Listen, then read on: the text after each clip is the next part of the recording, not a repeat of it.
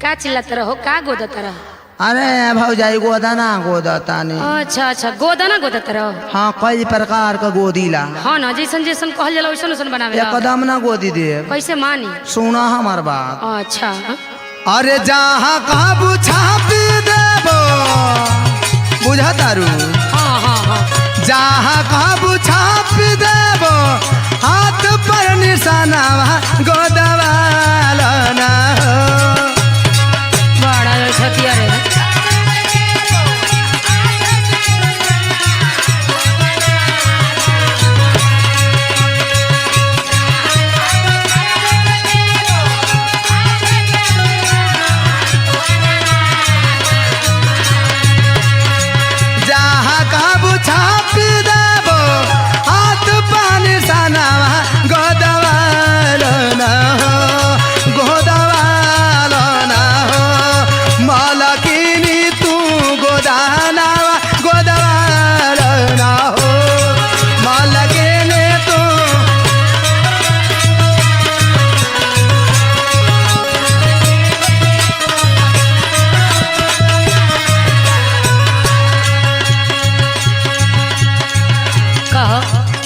हाँ मालिक ने बोला टैटू नहीं बनावेला। अरे टैटू से लेके स्टैचू तक बनाइला हो। तो तनी हमारे हाथ पर मीनाक्षी मौना लिख देबो। अरे तोहार नाम का हमार बात सुना। बोला रजऊ के नाम चाहे अरऊ के नाम हो। दोनों न मैच करता एके में बा। कुछऊ लिखवा लो। रमेश को गोदवैली है अबे तो।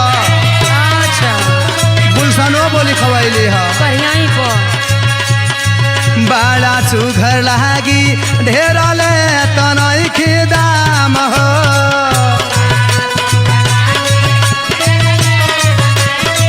खाली 100 रुपया लागी है गुलशन बो।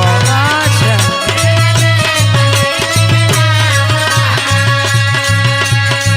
राजाऊ के नाम चाहे राऊ के नाम हो। बड़ा निमन लागी ढेर ले तनई के दाम हो। निकला हो जल्दी जल्दी अरे माला के ने। अरे बोला ना बोला। अरे 2-4 लोग और बटोरा ना हो।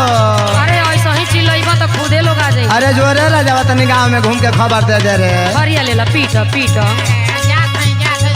निकला हो निकला जल्दी छोड़ी के मकानवा गोदवाला ना हो।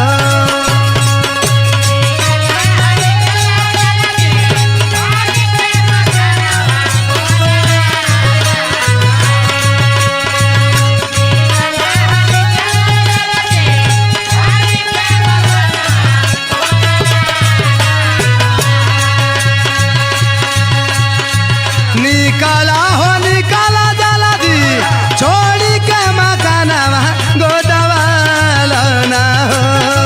गोदवाला ना हो। मालकिनी तू गोदानावा गोदवाला ना हो। सीधा किसान पे ना गोदबा। उल्टी गोद दे भोजा बाबू तहा ना गोद दे। जाना तारू का हो? हो बगलिया वाला गमुआ में हाँ अजईबो अच्छा अपना ढोड़ी पर गोदावली ह। हाँ 36 बो हाँ। अपना पुट्ठा पर गोदवावली ह। अरे बाप रे। मुसाफिर बो तब कहाँ गोदवैली बातें मत कर। हाँ नु अल्लाह बो को तो मत कह। उ तो हथ गोले पर लोला बनवैले बाड़ी। अरे बाप रे बाप। संतोष बो तो भाग गई हमार सुइए देख के। अरे बाप रे बाप। आ साधु बो के मत कह। का भइल हो? उनके ओठ कजरी एगो तिल ऐसन गोदले बानी हाँ कि मुस्किया तारी तो कई गो लफंगा उनके पीछे घूमता रह। अरे बाप रे बाप। सुना ना बोला ये कौनो सवखे ना हो। हाँ सुना होला बड़ी शुभ देह हाथ पर छपावला रामा। सुनला यार रमेश बाजा बाहिर बो।